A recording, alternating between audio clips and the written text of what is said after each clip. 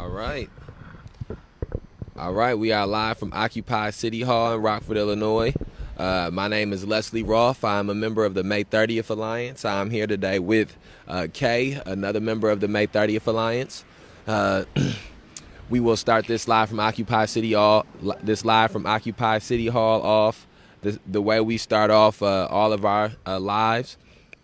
We came out here on October 3rd, 2020, and began the occupation of City Hall after on October 2nd, 2020, Tyrus Jones was shot while running away by the Rockford Police Department, namely by Officer Dominic McNeese. Tyrus Jones was an unarmed black man who was shot multiple times in his back while he was running away.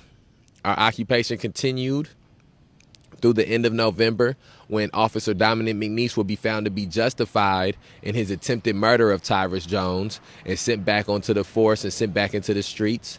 Our occupation continued through January 5th, 2021, when Denzel Duvant was beat mercilessly at the hands of the Rockford Police Department while he was handcuffed. One of the officers involved in that merciless assault was Officer Dominic McNeese of the Rockford Police Department. There was no investigation into the beating of Denzel Duvant. There was no officer put on a suspension or even as much of a penny dock from someone's paycheck for the assault that Denzel Duvant dealt with at the hands of the Rockford Police Department. Our occupation continued through April 10th, 2021, when Faustin Guaitigo was murdered by the Winnebago County Sheriff deputies inside of his home, namely by Winnebago County Sheriff Deputy Joseph Brulard. Faustin Guaitigo was shot upwards of 8 times inside of his home. After being shot upwards of 8 times, he was then tased. After being shot and tased, he was handcuffed and told to stop resisting arrest. It is very likely that the last words that Faustin Guaitigo heard while on this earth was stop resisting arrest at the hands of the Winnebago County Sheriff deputies. And then no less than 24 hours later, Jose Gonzalez Jr. was shot while running away at the hands of the Rockford Police Department, namely by Officer Owen McGinnis of the Rockford Police Department.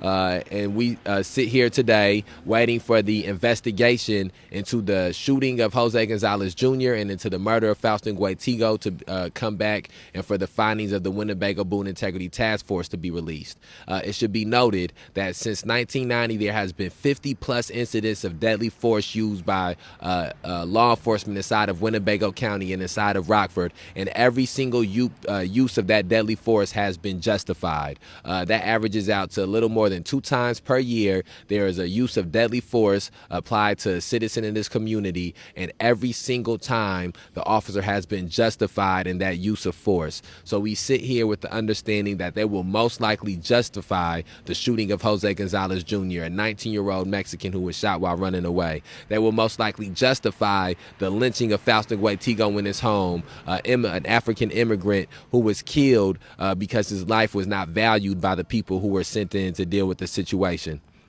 It should also be noted that on April 25th, 2021, Raymond Jackson died when in high-speed pursuit took place on the city streets of Rockford, Illinois, and when the man being pursued by the Rockford Police Department crashed his car into Raymond Jackson, killing Raymond Jackson and injuring the children that was in the car with Raymond Jackson.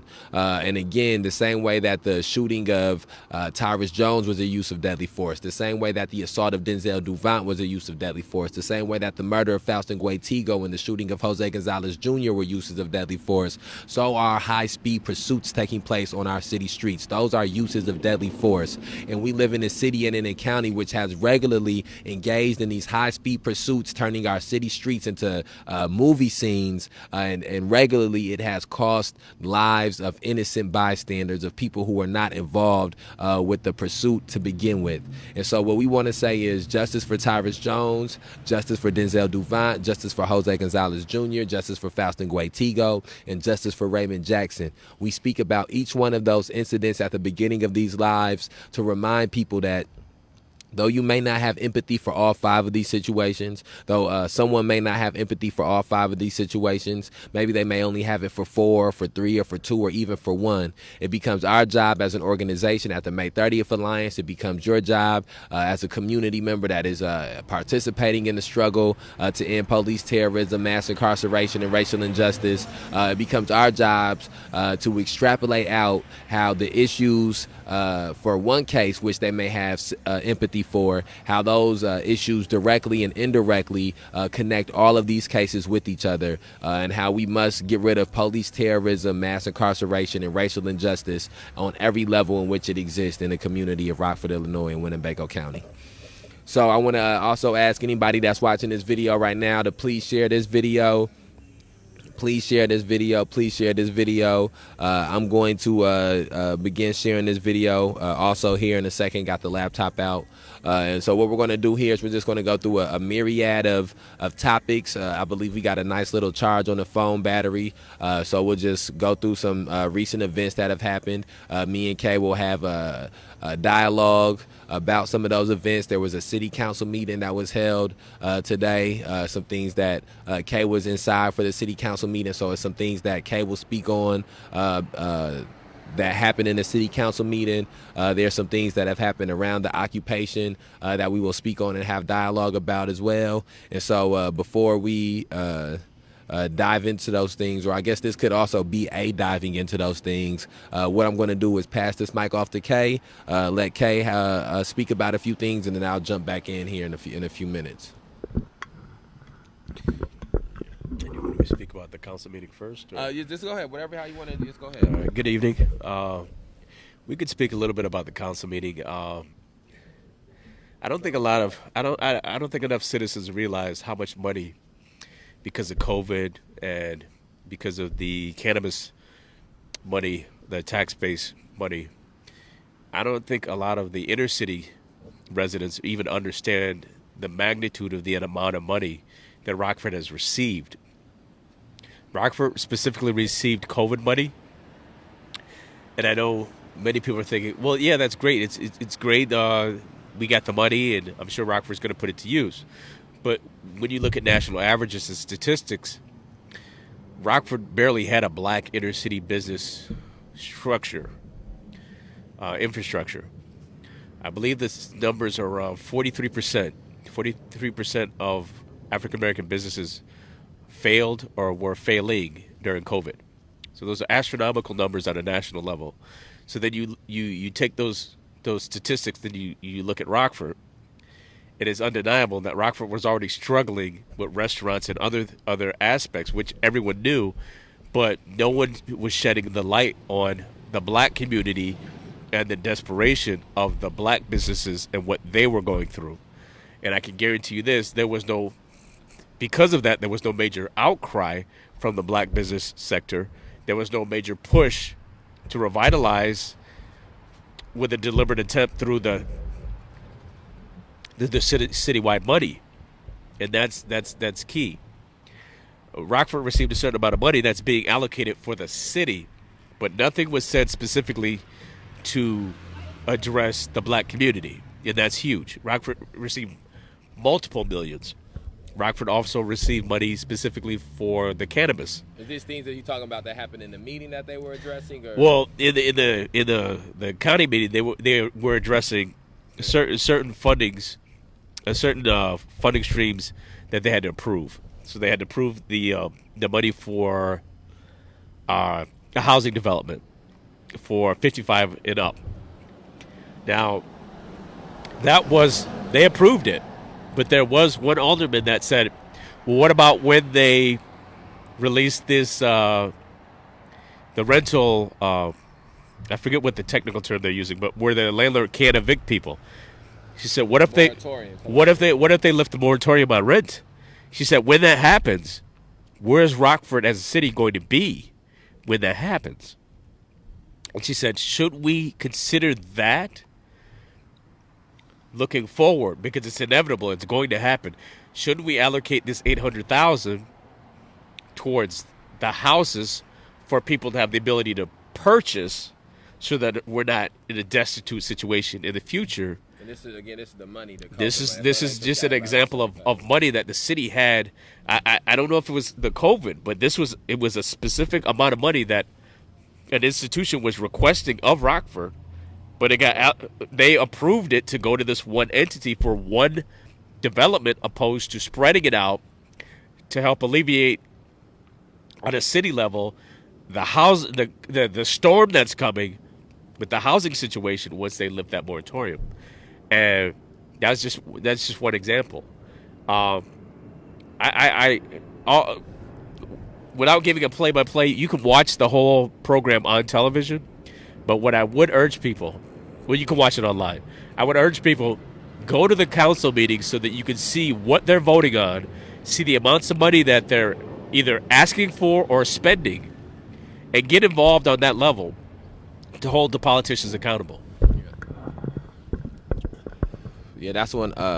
Again, that's one of the things that uh, uh, has to be focused on more. You know, and I think that once we get to a place where the political consciousness of the city is raised, the political education in the city is raised, people will start not only going to these city council meetings more, but demanding more information from the city council meetings, demanding more access, demanding more transparency. Part of one of the main ways that the status quo is upheld in Rockford, Illinois specifically is a lack of transparency about the issues, a lack of transparency about resources, a lack of transparency about the political machine and how the political machine here, how the political machine here works. And I think that Kay was saying that this was a vote that was, 15-1? Everybody voted against it except McNeely was the alderman that didn't vote against.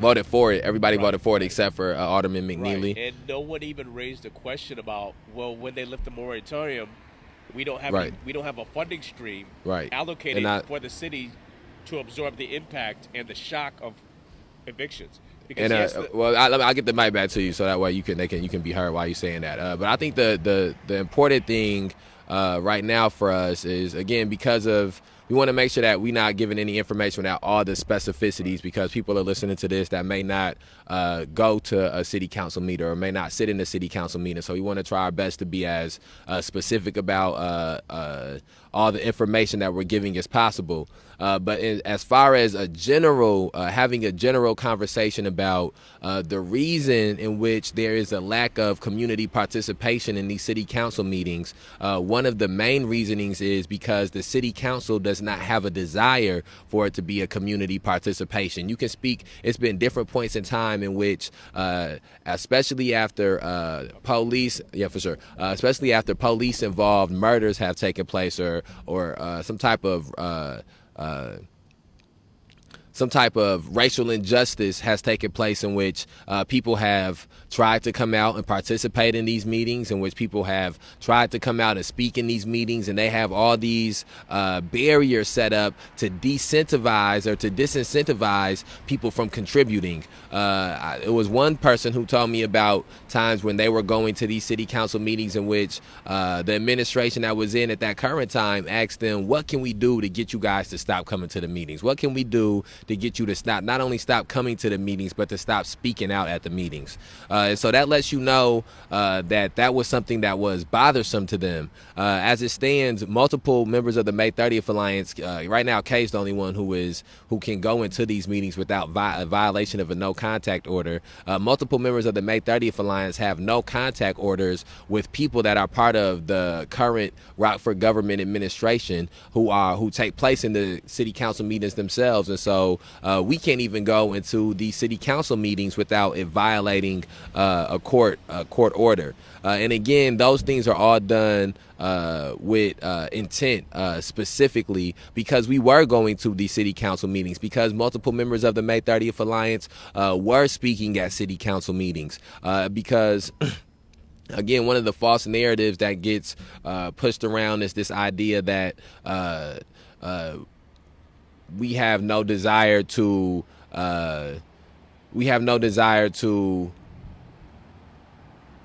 to go inside of a city council meeting, or we have no desire to have conversations with people, or to have a dialogue with people, or something like that. And truth the matter, and the truth of the matter is that too often the minority organizations here, the black organizations here, the organizations that are supposed to be representing oppressed people and exploited people, they have gone along with what the status quo says is the way to go about things. And it's a line that Malcolm X said, that you should never let the person doing the oppression lay out the ground rules for your struggle against the oppression. And that's something that is very true. Here, the way that they want the black people to stay in their place, to stay quiet, to have backdoor meetings, have backdoor phone conversations, and then they'll allocate some weed money to them here and there, and they'll take pictures with them here and there, and they'll help fund events here and there, and they'll get a couple different black people on the board, the city council board, and get a couple different black people at vendors at City Market. All of these different pieces of tokenism, all of these different pieces, all of these different things that are piecemeal and half measures. But when it comes to full-scale justice, when it comes to full-scale consolidation, when it comes to fully remedying these root causes, these root issues within the city and within this county, never mind speaking about within the United States of America. We need to speak about specifically, if you want to hear a broader a dialogue about the issues of the country, issues of the nation. CNN's there's all types of different entities that are there. But we need in this city and in this county to start speaking about the things that are happening directly here, that are relevant directly to here. And again, the manner, the way in which to do those things and to properly do those things is going to be by being informed about these things. Is going to be by today, again, the city council meetings are on Monday. Getting people to come to these city council meetings, regularly, and trying to get people to come to these city council meetings is not something that we can try to do in a week or do in a month or even do in a year. You have to build up the mindset of the community. You have to truthfully have an alteration and a shift in the society to get people in the mindset of not coming to the city council meetings after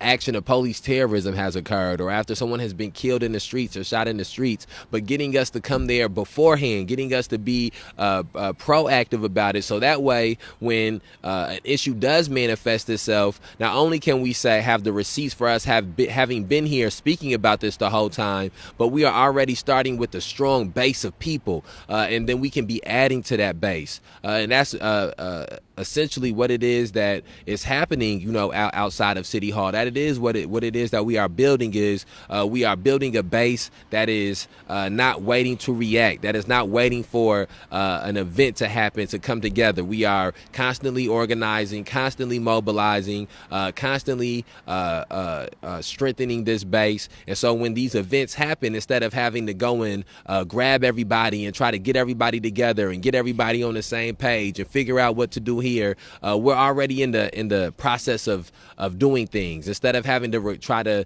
remind everybody, hey, this happened. Tyrus Jones was shot in October. Hey, Denzel Duvant was shot in January. Hey, Faustin Guaitigo and Jose Gonzalez Jr. were shot in April. We're every single day we're telling people this is what happened, so the community understands and knows these things. They don't have to be reminded about these things. They don't have to be reawoken to these things. And so I'll get ready here to pass it off to Kay in a second, so that way he can chime in on a few things. But I think that the main thing, since we don't have all the specifics and all the names and the titles of the grants and where the money has came from, so that way we're not steering anybody in the wrong way, or none of our words can be tried to manipulate it or twist it against us to make it seem like we're uninformed. I think that in a general sense, The main thing to be pulled from this city council meeting today is that we need more members of the community coming out to this city council meeting, coming out to these city council meetings regularly.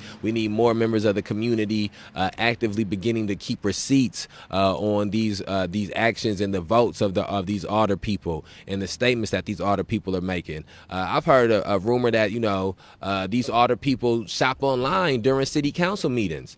And again, it's not an unsubstantiated rumor. This is from a good source that's some of the things that these city council members are doing. That's something of the things that these aldermen, these elected officials, what they are doing during city council meetings is shopping on Amazon and Shopify and getting books and toys for their kids or whatever. Maybe they getting a new swimsuit. I don't know what the specifics that they shopping online are, but the reason that they're this lackadaisical is because of the lack of attention being put on them, the lack of attention being put on these social issues. That is why these things can manifest this type of corruption, and that is what it is. This is a city that is steeped in corruption. It's a city that's steeped in racism. It's a city that's steeped in hypocrisy. It's a city that's steeped in all of those things. What I was trying to hear.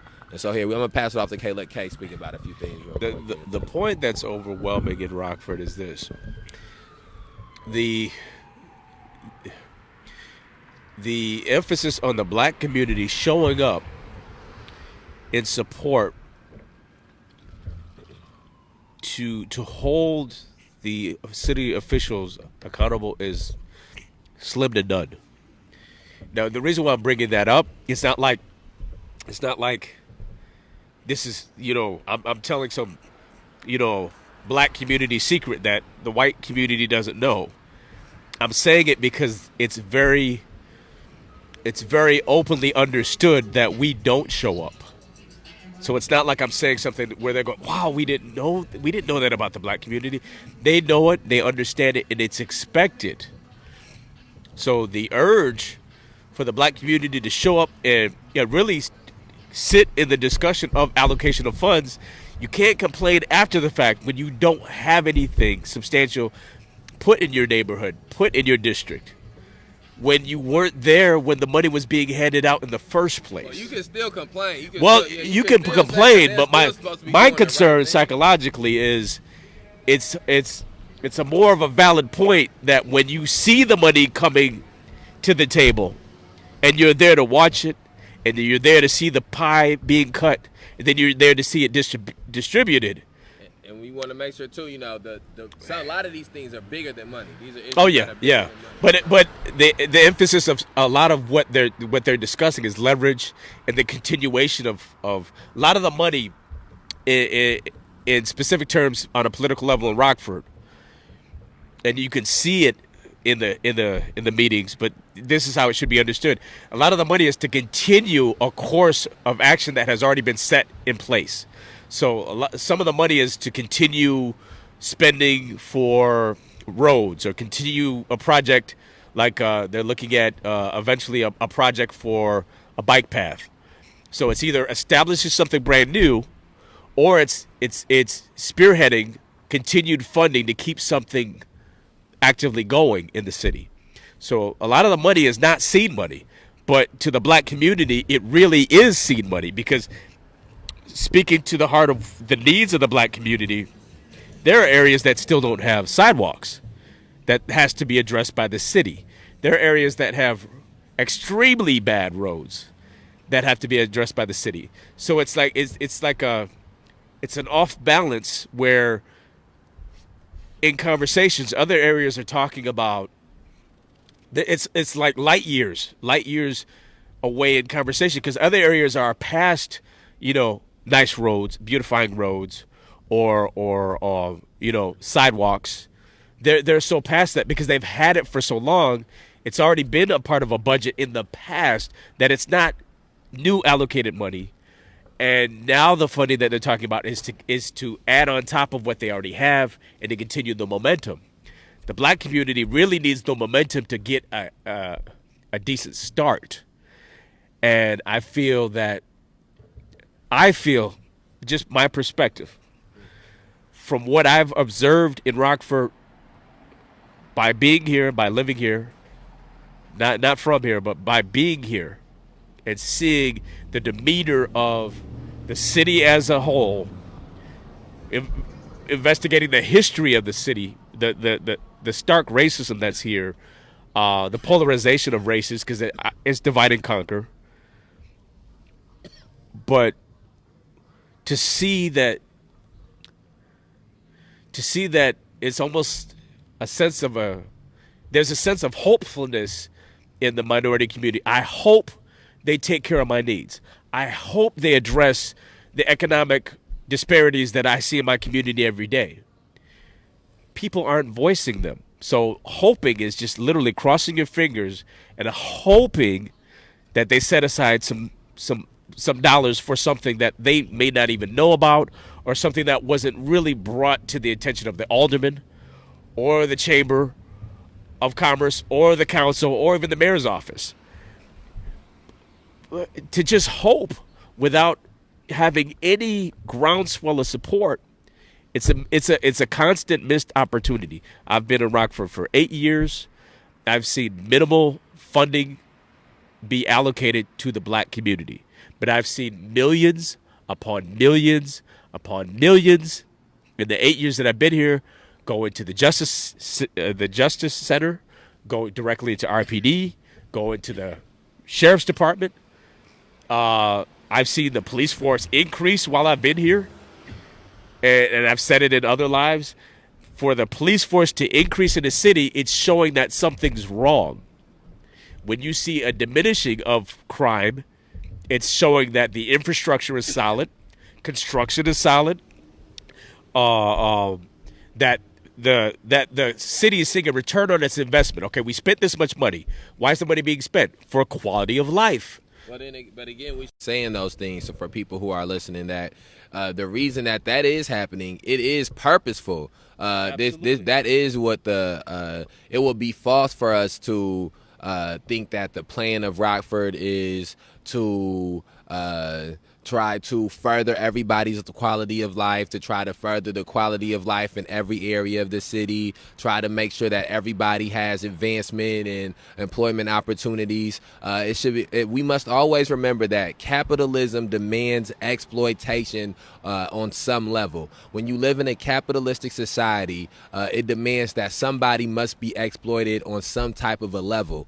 And in America, historically, the group of people that have been exploited have been black people, have been the indigenous people, have been brown people. It has not been white America being exploited predominantly. Now, there are big groups of white America who have dealt with poverty and have dealt with police terrorism and mass incarceration because of the machine that it has grown into. But the people who are disproportionately affected by these things have always been black and brown people, and indigenous people. And so I say that to say, when Kay speaks about how the increase of the police department, that is because they want the police department to increase because they have found ways to make money off of policing communities. The reason that they are now, they just put a thing out with the looking for new correctional officers, and I looked this stat up too specifically. But they just put out something looking for new correctional officers to be hired. And one of the things that somebody noted was that the opening salary for a correctional officer for the Winnebago County Jail was more than the opening salary for a teacher. And that's because the correctional officer is valued higher than the teacher is valued. The only thing that they need that teacher to do is make sure that eventually that kid can end up in the jail with that correctional officer. And then when he gets there with that correctional officer, they need to make sure that he's doing the work of the institution to make sure that person comes back, right, and that person is institutionalized. And so we have to understand that as much as the casino is coming and they're going to try to bring people in for the casino, and it would make no sense for them to build this big casino and not try to get people in at the big casino, that when they pitched the casino, one of the things that they was trying to tell people was it's going to get jobs for construction. Right. One of the things that they told people is they gonna keep the casino field so it won't be a waste of money. That's the same thing that happened when they built the Justice Center. They built the Justice Center and they told them we gonna fill up the jails. They ain't built the Justice Center to leave it empty the same way they ain't built a casino to leave it empty. And when they built that jail, they did the same thing. They said that people are gonna get jobs through construction. So again, that's a different way where you can see that this country has found a way to profit off of crime. They needed crime to continue to happen. This city was betting on crime continuing to happen when it built a bigger jail. And so we have to understand that this is the type of city, this is the type of county we live in, this is the type of state we live in, this is the type of country that we live in. And once we acknowledge those things, we have to then address and have accurate dialogue about those things for us to get to a place of absolving ourselves of some of those things. And so when Kay says that, I just want to make sure that people do understand that it was always the plan, and it has always been the plan to put people inside that Justice Center when they built the Justice Center. It was the plan, and it always has been the plan for when they built those 3 districts to keep officers employed inside of those districts. They got a police union. That police union not being promised that they're going to make less money. They got a police union. That police union not being promised they're going to have less officers or they're going to have less weaponry or less leeway to do things. That police union is telling them it's going to be more police officers. That police union telling them we going to pay y'all more money. We going to give y'all more benefits, more. And in the effort for police departments to get more, and the effort for jails to get more, it means that there has to be more crime. It means that there has to be more quote-unquote criminals. It means that there has to be more victims. There has to be more traumatizations. And so this country has never, this city and this county has never and will never, unless the people force it to, genuinely and adequately address ridding our society of these ills, ridding our society of shootings, ridding our society of rapes, ridding our society of robberies, ridding our society of assaults, because they are too busy trying to figure out ways that they can profit off of robberies, profit off of rapes, profit off of assaults. And so we have to keep those things at the forefront of our consciousness in all the actions that we are doing. That is why when people talk about meeting with the mayor, meeting with some of these aldermen, or meeting with some of these officials, if you are not meeting with them and you are coming to a table where both of you are wielding the same amount of power, then you are falling into the same traps of the past. If you are not coming to them and they do not believe that if certain things are not done, that you can act, that the group that you are part of, or the person that you are, the entity that you are a part of, if they do not believe that there will be some type of equal and opposite reaction for their racist actions or their corrupt actions, there will be no change. You can have as many talks as you want. You can take as many pictures as you want. If you do not have political power, and again, political power does not always manifest itself in having the most money. Political power does not always manifest itself in having the most guns. Political power does not always manifest itself in having the most amount of people. Political power has manifested itself and will continue to manifest itself in a plethora of ways. It's incumbent upon the people to gain that political power and then wield it in a manner that will make the society more humane, that will make the society more empathetic, that will make the society closer to justice. And you're not getting no closer to justice taking pictures with racist ass Tom McNamara. You're not getting no closer to justice having them on speed dial and being able to call them. You're not giving no closer to justice because you take a picture with him and they get a bunch of likes or he come to your event. It's just not how it works. It's not how it works. Those are all actions of tokenism, and we have to go past actions of tokenism. Here, I'll let Kay. Now, while Leslie was making his point, I wanna make a point with a statistic because, and he's very careful in it to like city council when we speak on things. I don't want to give a blow by blow because you can actually watch the whole broadcast, and I don't want to be misquoted because I don't want to be taken out of context to have people assume that I'm attempting to speak out of emotions or feelings. I'm not.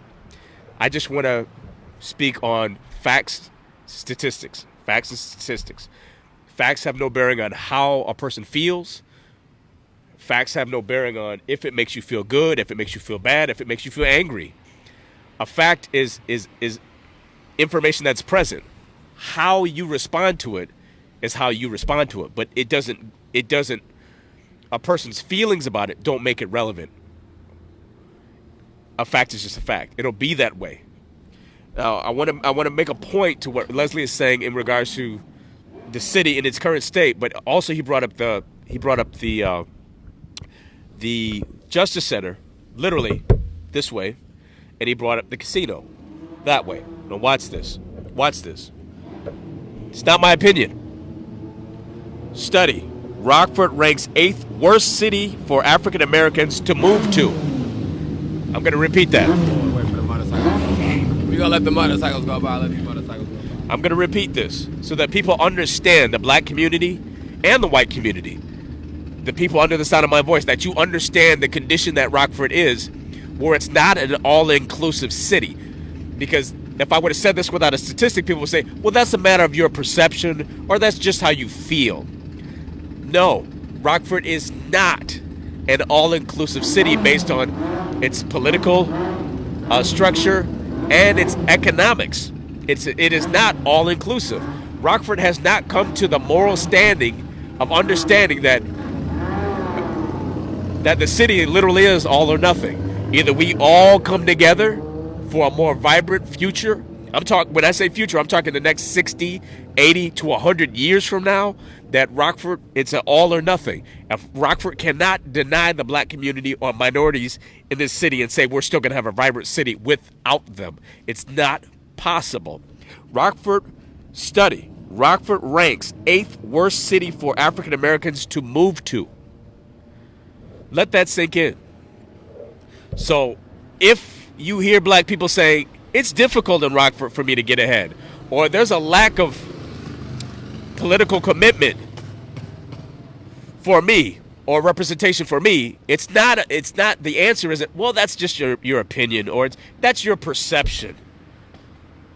It's a fact. It is a fact. Rockford has a ranking in the nation for worst city in America to live in for black people. They're talking about economic opportunities, jobs. They're taking the sum total of what makes a person's life upwardly mobile and the means to generate an income for themselves and to accumulate wealth and also impact the lives of their children. Rockford ranks 8th to 9th in the country. That's very telling, because it's not a perception of, oh, well, you just think that, or maybe that's just how you feel. No, this is a national average, national statistic. It's nothing to be proud of as a city. But ultimately what it's showing is that there was definitely a huge misconception based on the importance of everyone coming along for the ride. That is not optional. And up until now it was, because I just want to make this quick point again, because Leslie brought up the casino, and it was a thought that came to my mind, and I meant to mention it on another live, but we sometimes we get so good, and it becomes a gumbo of information that comes out that we hit a topic and we'll expound on it. It occurred to me that Rockford has $300,000 to advertise to draw more people to Rockford. Ultimately, that money is not to draw more African Americans. Based on the statistic I just gave, that African Americans are not the target audience, because that's the disenfranchised community in Rockford. That's literally the community that's not getting the economic and social assistance from the city. Why? Because it guarantees a product in the Justice Center. The point to this is, and the white community understand this. This is to set up something for the future. When they're talking about drawing people, they're talking about drawing a certain economic base, right? So when you look at what is that demographic most likely look like? Upper middle class. Statistically, who are the people that go to casinos? Lower class. And they're the ones that go broke. They're the ones that get their houses foreclosed on. They're the ones that end up having drinking problems, gambling problems, domestic violence issues, children taking from the home. You can track this. National averages where there are casinos and what environment is fueled around that community. The casualties, the collateral damage, if you will, becomes the lower income class that's using that as their social security plan, their future economic plan. It's the pull that one-armed bandit say, I hope I get lucky, and then they go broke. Yeah, and as Kay saying that, the same thing, again, because we want to make sure that people are cross-referencing these issues, so that way we're having multi-layered conversations. And so when Kay says all of those things about alcoholism going up, that means that the RPD and Winnebago County Sheriff deputies can get some more DUIs that they can add. Okay, so when you say those things about domestic violence going up, that means that there's more people that they can arrest for domestic violence, and they can help to keep pushing the narrative of the Family Peace Center. When you say those things about people homes going into foreclosure, those are all things that people get evicted. People call the police for evictions. The police take care of evictions. So that's something else that the RPD and Winnebago County Sheriff deputies can be more involved in. The same thing when you talk about any type of violence that would happen at the casino, or any type of violence that may happen around the area of the casino. The RPD and the Winnebago County Sheriff deputies will have a whole new crop, a whole new host of people and type of people that they can usher into the Justice Center down there. And so again, that is how all of these things interrelate. None of these things are done through any type of accident or anything like that. This is a system. These are cycles. These men sit in rooms and talk about how each one of these systems can feed into each other, how each one of these things can help them rise in their political stature or their career that they're going for. And so I just want to make sure that as we're having these conversations, that people are seeing all the layers of these things, and that people are understanding that you have to be able to be saying A, B, and C, but you can see down the line of D, E, F, G, H, I, and J, and K. And so I'll just pass that back over. And he just said everything perfectly. That's what I was getting to. That the African American community, even with the funding that it has, the numbers for the Justice Center are not as high as anticipated. I'm going to say that again. The numbers in the Justice Center for the people coming in from different regions and in Rockford are not as high as anticipated. Why do you say that? This is what I was told.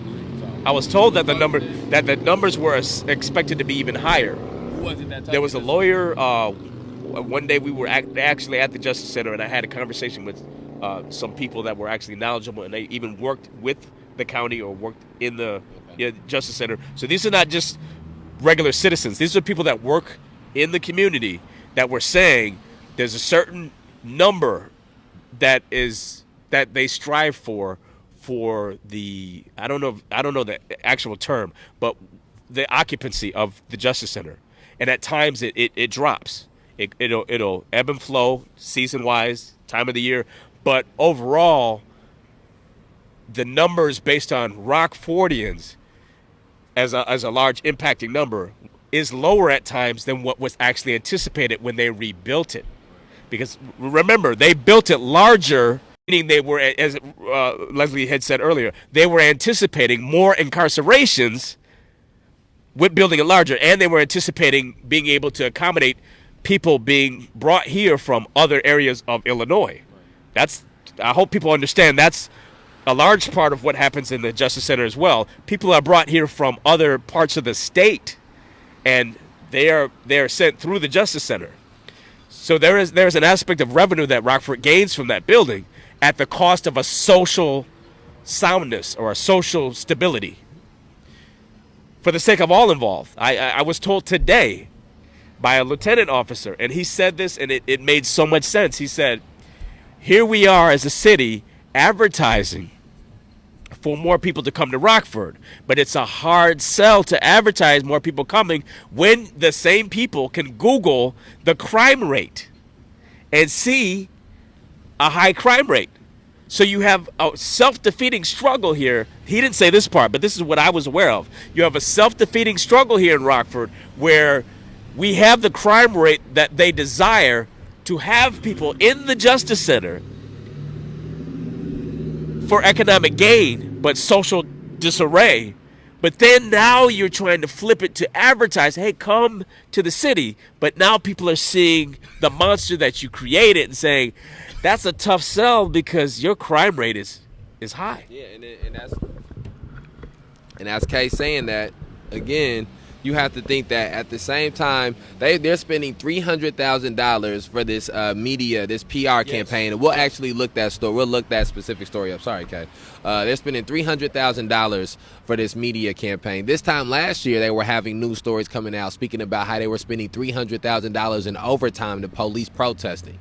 Anybody that is moving to an area is going to look up information about the area. It's a shame, but again, what they're going to use, and one of the things that they are using is they're using the people in this area who are willing to sacrifice the truth, sacrifice making gains in order to further their image, and they're using them to try to put out this facade or this masquerade of what Rockford really is. Again, that's what these murals are. We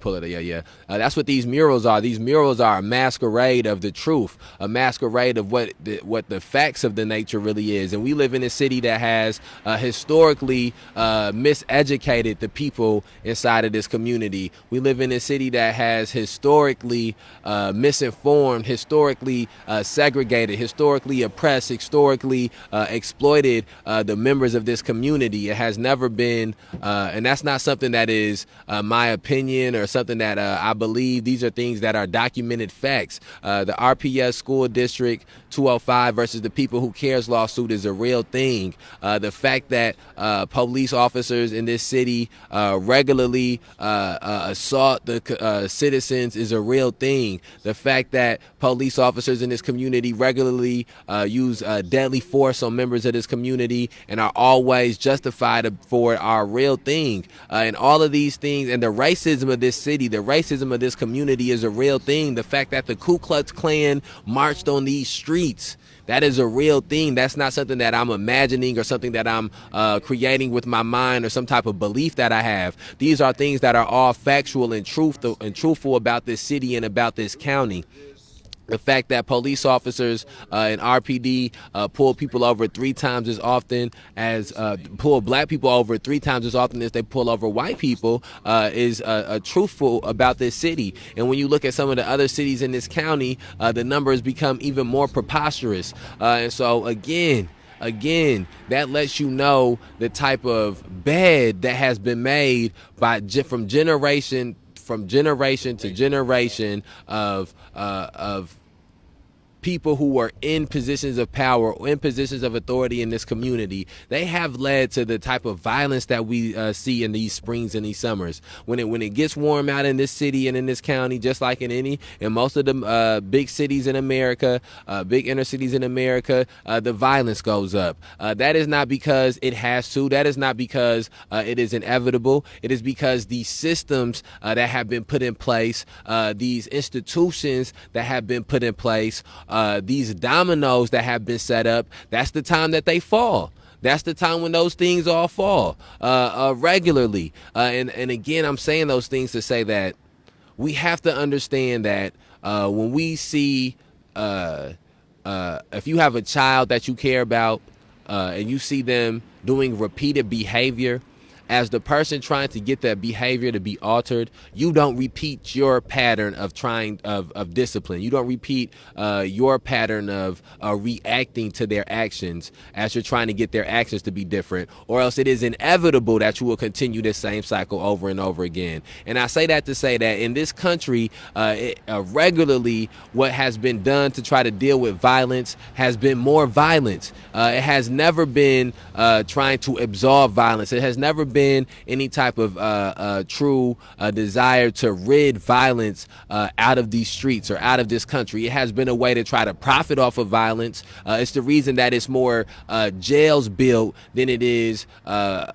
places for people to have get help for mental health, or places than it is for people to get help for addiction issues. One of the things that I read in the book one time is a public defender was speaking about how regularly he would have a client who would really need to get some type of help in some type of a facility, like an addiction facility or a mental health facility, a rehab facility or something like that. And what would happen is they would say that they didn't have enough beds there, and so the person had to go to jail. And so the public defender wondered aloud, how come he never get told it's not enough beds in jail, the person got to go to the rehab facility? And the reason that you don't get told that is because there is no onus on getting rid of these things. There is no onus on getting rid of these issues. There's onus off of trying to profit off of it. This country does not try to figure out how to have more people or how to have less people dealing with addiction. It tries to figure out how to profit off the people who are dealing with addiction. This country does not try to figure out how to have less people being assaulted. It tries to figure out how to profit off of people being assaulted. This country does not try to figure out how to have less people being robbed. It tries to figure out how to profit off the people who are robbed. And one of the ways to profit off of people being robbed is to punish the robber. One of the ways to profit off of people doing assaults is to punish the person doing the assault. One of the ways to profit off of people having addiction is to punish the person being addicted. And so there has been a wave of people who have made their profit and made their wealth off of building jails, off of building prisons. And they don't build these jails and build these prisons without having plans to make sure the jails and prisons are full. And so this is not the same thing as somebody that's going to work at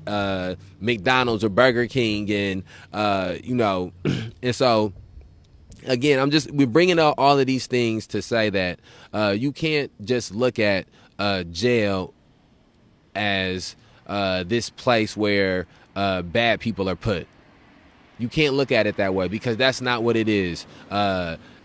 Somebody voted, or there was some type of vote for that jail to be put there. Something had to be there before the jail got put there. There had to be some type of investment in that jail. There had to be some type of guarantee that a certain amount of people would be able to fill into that jail. And as you get into all of those decisions, into all of that type of critical thinking, you then put yourself in the shoes of somebody who profits off of crime. You put yourself in the shoes of somebody who is profiting off of assault, profiting off of rape, profiting off of murder. And once you understand that it is a whole line of people, a whole set of people, a powerful people and wealthy people at that, who are trying to figure out ways to profit off of these things, it lets you know why these things continue to exist in our society. It lets you know why they exist at the rate in which they exist. Go ahead. I'll let you. I want to say something just to show the irony of the society of America. I'm going to say a name, and feel free to comment based on your knowledge of this name. And it's common knowledge what I'm about to say, but nobody questions it because of the context of it. Watch this. Las Vegas. I'll give you a second to understand, to think about that. Gambling capital of America. Vegas, baby. What happens in Vegas stays in Vegas. Vegas, Vegas, Vegas, right? Okay, if you understand the history of Vegas, Vegas was built by who? Literally organized crime and gangsters, right? Hold on, I'm going somewhere with that. Vegas was literally built by gangsters. But yet, how is that gangster and that money different than the guy in Brooklyn who's worth $5 million as a drug lord? A gangster is a gangster is a gangster. And I'm using that as a point. One is acknowledged openly in America as history. But because of the means of the almighty dollar and taxation, of course it's accepted. Cannabis, why is it legal? Because the means to tax it was defined. So now with a revenue stream, a defined revenue stream. Let me see. I was trying to go through, and there was a There was a Facebook post that was going around with some alderman who had said a few things. I was looking for the post, but it seems that the post got deleted. So I guess we'll veer away from that. uh, this let's find the exact story for this the weed cannabis money. Let's see if we can pull up the exact story. What's that? That looks like somebody with weed. The news broadcast or actually on the city's Facebook? Either one. If you pull one up, we just to read it to people, for people who, so we can give them the exact. The city's Facebook, I can probably pull up fast. Let's see. This shit local. I'm on the. Let's see. If you're watching this video, share this video. Oh, okay. Let's see. Okay, well, this is some news too. Let's pull this up. Let's just go through some local news. Dan O'Shea, former ex-Rockford police chief, was named Irish Man of the Year. This is a weird time to award a Man of the Year award, isn't it?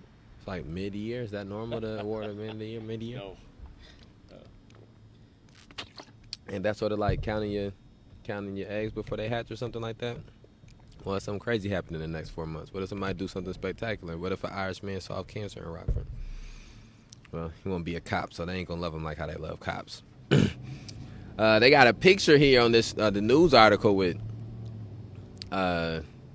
Cabello in the back. Is Cabello Irish as well? I'm not sure. Interesting. I wonder if they know that he called the citizens of this community animals when they gave him this award. I think he might have been speaking about specific community members, though. Let's see. Let's see, what other stories do we have? That was a story that came out. That's another story that he's talking about. What's this right here? Tackling vacant properties. Let's look at that one a separate time and then hop back onto there. Driver, 4th of July. Dang. I don't remember where I seen this story yet. That's my fault. Should have a pull up. If you're watching this video, share this video though. Share this video.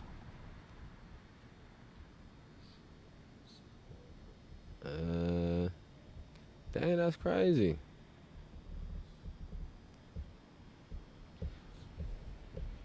You have it. That's one right here. Oh, you got it typed in. Okay. It's all good. It's all good. We post here because that's where they have.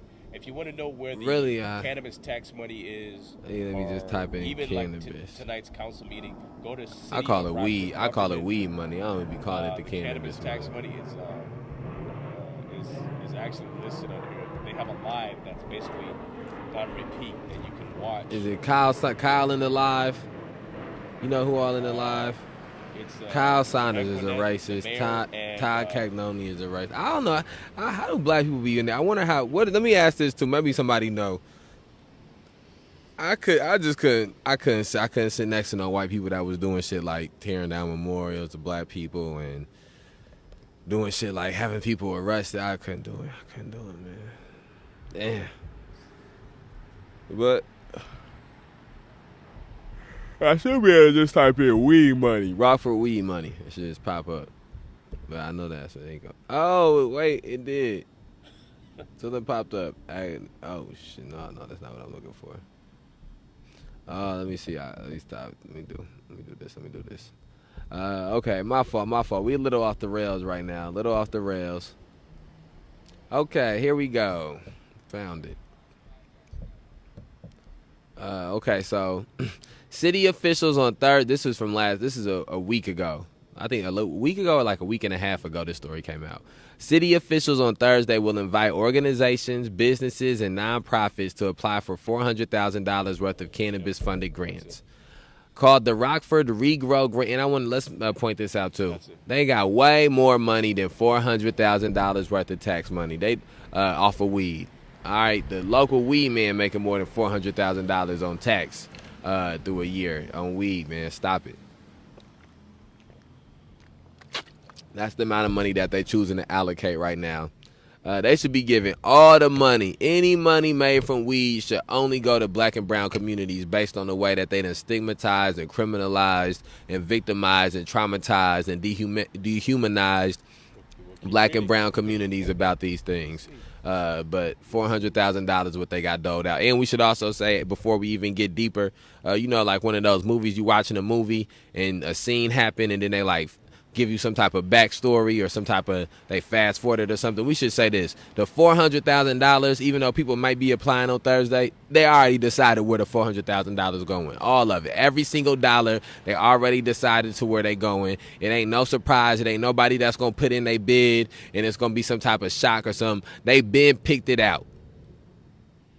Yep. Picked it out. Keep in mind too Called that the number was estimated and assumed for months to be upwards at around 600 to 700,000. So the money is almost literally half of what was anticipated.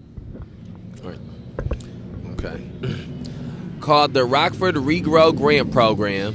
It aims to support projects that promote economic development, reduce gun violence, provide job training, and improve the lives of those disproportionately affected by cannabis prohibition in the city. It should also be noted, as we read in this, that currently in the city of Rockford, Illinois, they still charge families $300 to $500 if their teenagers or their children are caught with weed on school premises.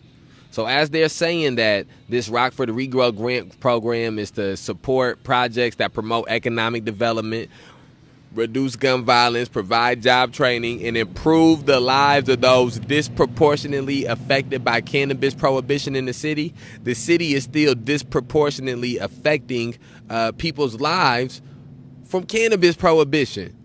The $400,000 that's getting that, and this is what I mean when I say that they got way more than $400,000. Just for an example, I sat inside of this hypocritical building and was being charged for running a siren. I got a charge for running a siren, and it was a citation. And as I sat with my citation, multiple people had citations from before as well, and they went up before me. And again, it should be noted that the city gives the police officer gives the citation in the city of Rockford. You then go to City Hall in Rockford. A lawyer from the city of Rockford comes and speaks to you on behalf of the city of Rockford.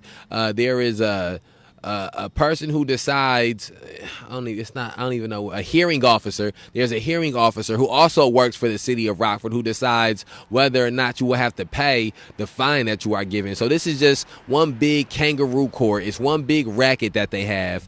And again, but I just want to make sure I'm stating this. But what happens is they charge teenagers who are caught with weed on school grounds, I believe it is $500. It is either $300 or $500. I don't want to misspeak. It is one of those. And I sat up there inside of City Hall while 4 of these families went through this. All black and brown teenagers, all black and brown children. 4 of them went through that. It was 500, 500, 500, 500, 500. So just right there, in that quick 10 to 15 minute time span, they made up a portion of this $400,000 that they about to divvy out. And so if you extrapolate that, hold on one second. If you extrapolate that out to a year, it will let you know how much money that this city still makes off of weed. That this money still makes off of taxing people or the idea of prohibition of weed. And the same thing goes for the amount of weed that they confiscate. I was arrested and had the weed that I had on me